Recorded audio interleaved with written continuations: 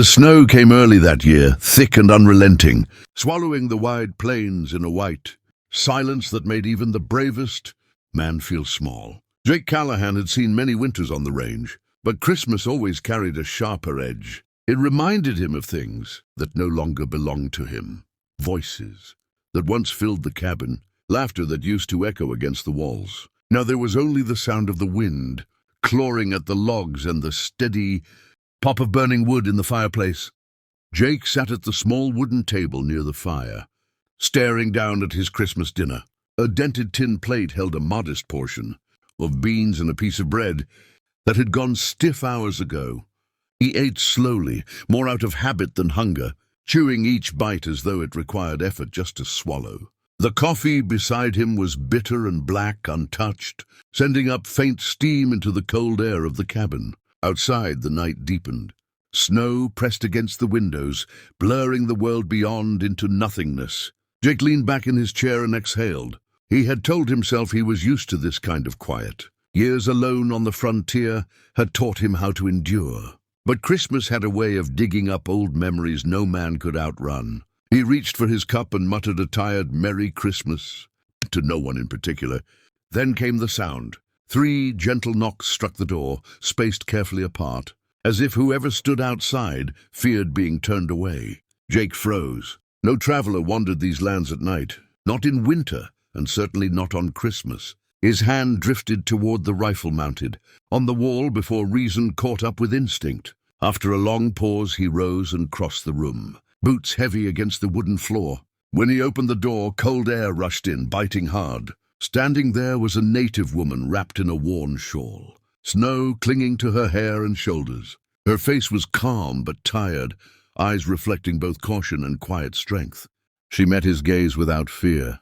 In a voice softened by the wind, she spoke a single question that caught him completely off guard. "Could you buy candles?" Jake stared at her for a moment longer than he meant to, the question echoing strangely in his mind. Candles were not what he had expected to hear.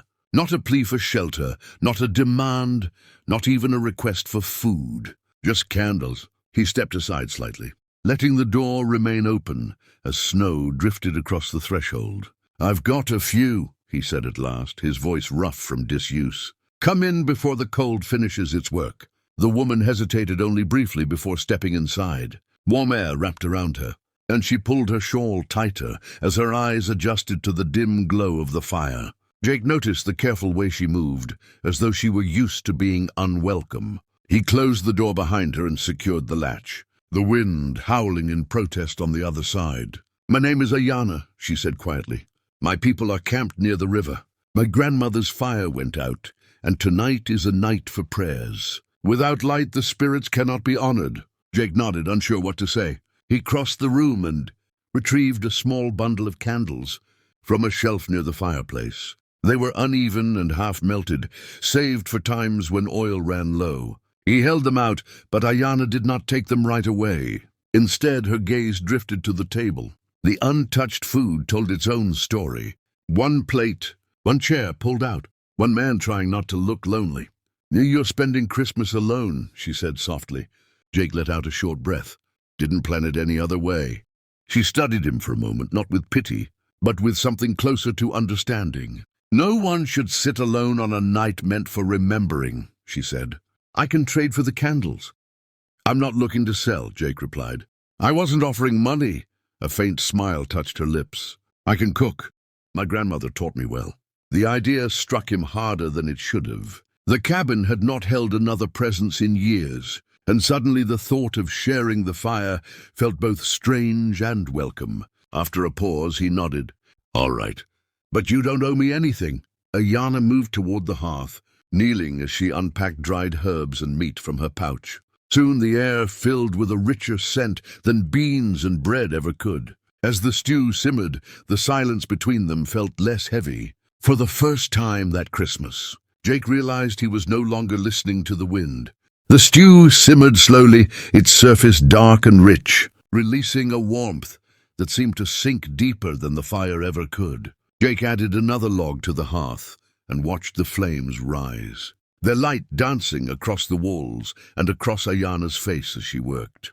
Her movements were calm and practiced, as though cooking in unfamiliar places was something she had done many times before. The cabin, once defined by stillness, now felt alive with small sounds, the scrape of a spoon, the crackle of firewood, the quiet rhythm of breathing shared by two people instead of one. When the stew was ready, they sat across from each other at the table.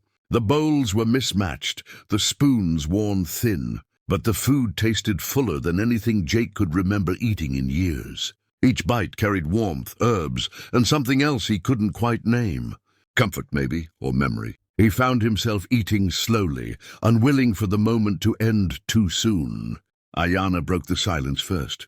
She spoke of her grandmother, of winter nights, spent listening to stories told by firelight, where every flame carried meaning and every shadow had a lesson. Jake listened, surprised by how easily the words settled into him. When she asked about him, he hesitated, then spoke of the ranch he once owned, the cattle that filled the fields, the family that had made the place feel like home. He did not dwell on the sickness or the graves on the hill, but they lingered between his words all the same. "You still carry them with you," Aiyana said gently. "Grief does not mean the heart is empty. It means it remembers." Jake looked down at his hands, scarred and weathered. No one had spoken to him like that before. Most folks avoided the subject, or worse, tried to fix it. Her words asked for nothing, offered nothing, yet somehow eased something tight in his chest. After they finished eating, Aiyana reached into her pouch and removed a single candle. She lit it from the fire and set it on the table between them. The flame burned steady and bright, casting a small circle of light that felt deliberate, almost sacred. "Light is not meant to be hoarded," she said. "It is meant to be shared, especially in dark seasons." Outside, the wind softened and the snow seemed to fall more gently. Jake watched the candle flicker and realized the cabin no longer felt like a place of waiting. It felt like a place where something had returned, if only for the night. When it was time to leave, Aiyana wrapped her shawl tighter and stood near the door, the candlelight still glowing softly behind her. Jake gathered the remaining candles and offered to walk her back, unwilling to let her face the cold alone. Outside, the night was quieter now, the wind subdued, the snow reflecting the moonlight in a way that made the land seem almost gentle. They walked side by side toward the river, their boots crunching in steady rhythm. Smoke rose in the distance, thin lines of warmth against the dark sky. As they neared the camp, Jake could hear low voices and laughter, the sound of life carrying through the trees. It stirred something in him. He had nearly forgotten the comfort of belonging somewhere, even briefly. At the edge of the camp, Aiyana stopped. Firelight flickered across her face as she turned to him. "My people will still be here tomorrow," she said. "The prayers last more than one night. You would be welcome to join us." The words caught Jake off guard. For years, he had avoided invitations, afraid of what returning to others might stir up. But standing there in the snow, with warmth so close and loneliness finally at a distance, he found himself nodding. "I'd like that," he said, surprised by how easily the answer came. Aiyana smiled, and for a moment the world felt balanced. She took the candles from him and disappeared into the circle of light, her figure blending into the movement of people and shadows. Jake stood there a while longer, then turned back toward his cabin. The walk home felt different. The night no longer pressed in on him, and the silence was no longer empty. When he opened the door, the familiar scent of stew and smoke greeted him. The candle still burned on the table, its flame unwavering. Jake sat down and watched it, thinking about how close he had come to spending another Christmas swallowed by memories and regret. Instead, a simple knock and an unexpected question had shifted something inside him. He realized that loneliness did not always end with grand gestures. Sometimes it ended with shared food, quiet understanding, and a light offered without condition. As the candle burned low, Jake felt something he hadn't felt in years. Hope. Not loud or demanding, but steady, like a flame meant to last through the night and guide him toward whatever came next.